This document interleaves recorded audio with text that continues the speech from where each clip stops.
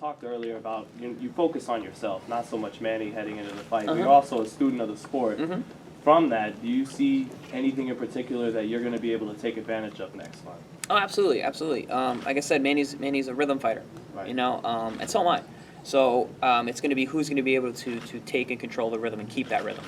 But at the same time, Manny's a master in there as well. So it's going to be an ebb and flow and push and pull when it comes to setting and offsetting.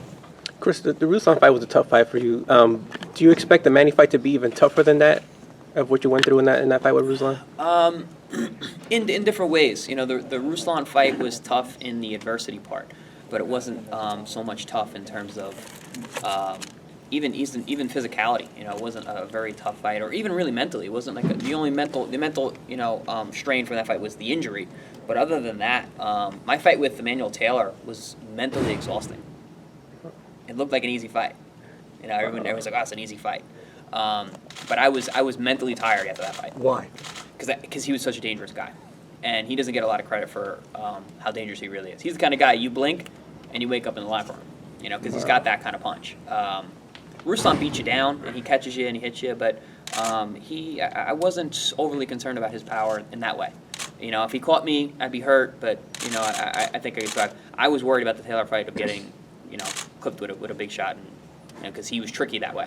Remind me, did you know at the Taylor fight I win? I have. So remind me how that Provodnikov fight came. Was it a fluke that you just kind of happened to be there, or what was it? Well, Taylor was in line for the Provodnikov fight, from what I understand. I don't know how true all that is, but apparently that Taylor was in line for Provodnikov's next fight for his title defense, and then I beat Taylor, so then I stepped in line for that. What do you think of Taylor's performance against Adrian Broner this past month? I thought he fought really well. I thought he fought actually really well. He showed his mettle in that fight. It's just tough with the experience gap. Fighting a 12-round fight against a guy who's a 3-time world champion, 3-division world champion. So I think that kind of got to him a little bit, but he fought excellent. How can that experience gap between you and Manny Pacquiao play itself out? How do you neutralize it? I've been in there with big guys up until that day. Taylor, the biggest guy was me. But again, just the way like you were saying before, I'm not looking at Manny as this legend. He's the guy in front of me. Right.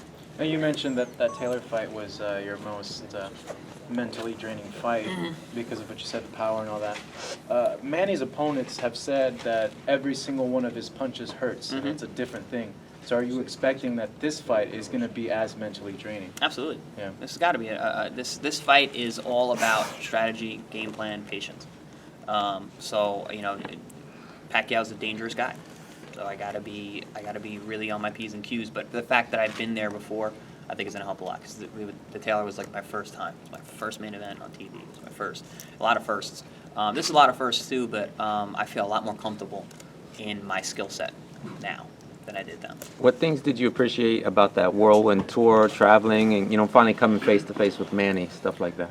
Well, I love to travel for one. I traveled quite a bit on my own through college and after. So that was I love that experience. I'd never been to Asia before, so that was my first time, and it was great experience. The fans there are incredible. They're relatively new to boxing, but they're super enthusiastic. So that was very cool to meet all the people out there. And I had said in an interview earlier that seeing Pacquiao the first day was good, because he's a real person now. So for me, it was the being flesh and blood made it a lot more real and a lot more manageable. Because we actually got to get him to his seat, so maybe 2 more questions. Chris, Freddie Roach was in Provodnikov's corner when you fought him. Now you're gonna fight Manny Pacquiao. Freddie Roach will also be in his corner. Do you think Freddie has something up his sleeve or saw something in you that they can adjust, being as that that Provodnikov wasn't able to walk away with the victory?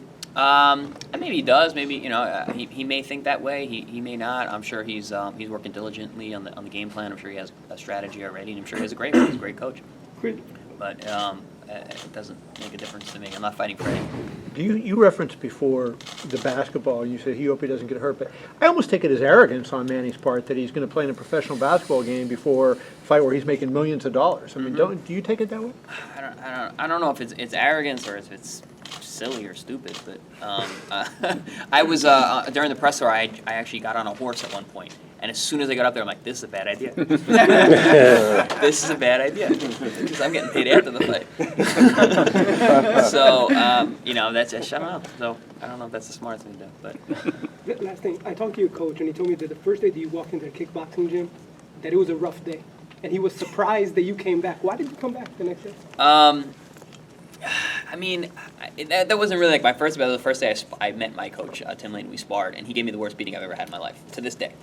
I was 16, 17 years old, and he was a pro kickboxer, and he beat the hell out of me. But we sparred twice a week from then on. I kept coming back. I don't know. I'm a competitor. I've always been that way. So for me, to you know, get beat up and then disappear is not even a thought in my mind. Do you ever get back at him? Oh, hell yeah. Oh, hell yeah. We actually stopped sparring after a while because I was taking over. All right, guys, we actually got to get to the seats. Thanks, Chris. Thank you, Appreciate Chris. it.